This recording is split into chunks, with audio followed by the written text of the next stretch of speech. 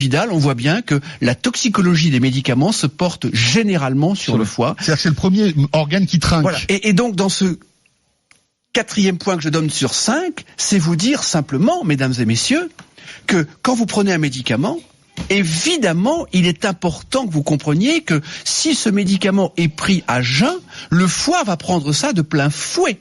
Donc, d'une façon générale, il faut prendre des médicaments au moment des repas, et notamment pour les feralgan, et notamment pour le paracétamol, qui est un médicament qui est pris par certaines ou par certains comme des bonbons. Eh bien, le paracétamol, mesdames et messieurs, peut vous provoquer une insuffisance hépatique foudroyante, définitive, qui va nécessiter une greffe de foie. Donc, le paracétamol, c'est jamais entre les repas, c'est obligatoirement pendant les repas.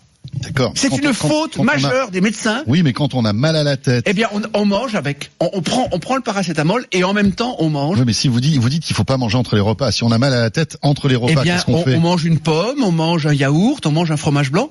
Avec, ça permet d'accompagner et de préserver le foie de Nipastol. Parce que si vous voulez, je connais des patients. En gros, pas de Doliprane à jeun, quoi. Voilà, jamais. Pas de paracétamol entre les repas. Et si vous prenez un paracétamol. L'ibuprofène, même chose. C'est pareil, c'est encore pire. C'est une bombe nucléaire. Parce que c'est pas le fait de prendre un ibuprofène comme ça dans la vie. C'est quand on prend de l'ibuprofène, il y a des gens qui en prennent, mais vraiment tout le temps. Et ça, ça ne va pas. Et l'aspirine, c'est mieux ou pas ?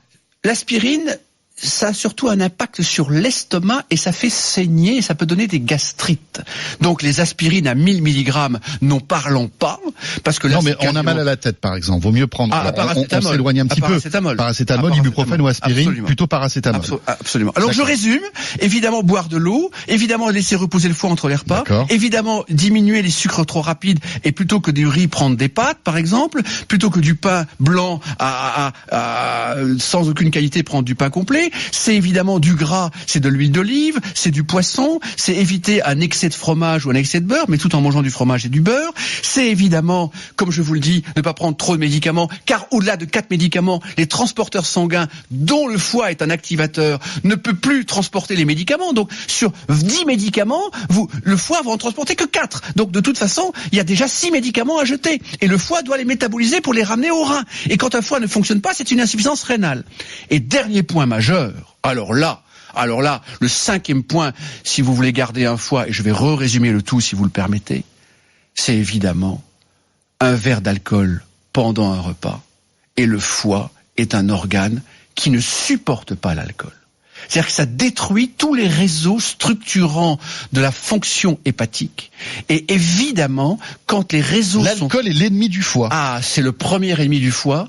Le deuxième ennemi du foie, et là je vais le dire maintenant, c'est l'hyperstress, c'est la fatigue, et j'en parlerai pas aujourd'hui, j'en parlerai dans une prochaine émission sur le stress, mais concrètement, l'alcool plus le stress, plus le tabac, plus manger entre les repas, fait que le foie ne va pas résister un siècle. C'est-à-dire qu'un foie, c'est fait pour un humain qui peut vivre 3 siècles, sans aucun problème.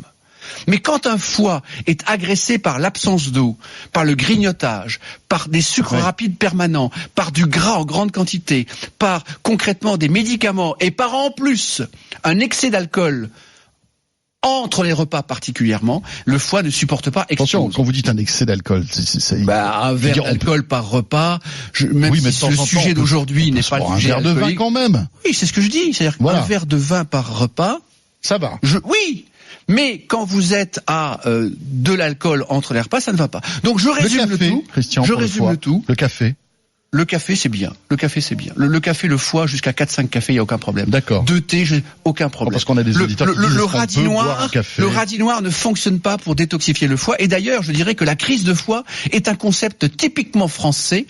Et les 5 points que je viens de vous donner, mesdames et messieurs, c'est-à-dire l'eau, préserver le sucre, penser au gras, les médicaments, l'alcool et évidemment le repos et évidemment, je dirais, la santé et dormir, eh bien concrètement, l'idée c'est tout cela vous préserve le foie, vous préserve la vie, vous préserve la santé.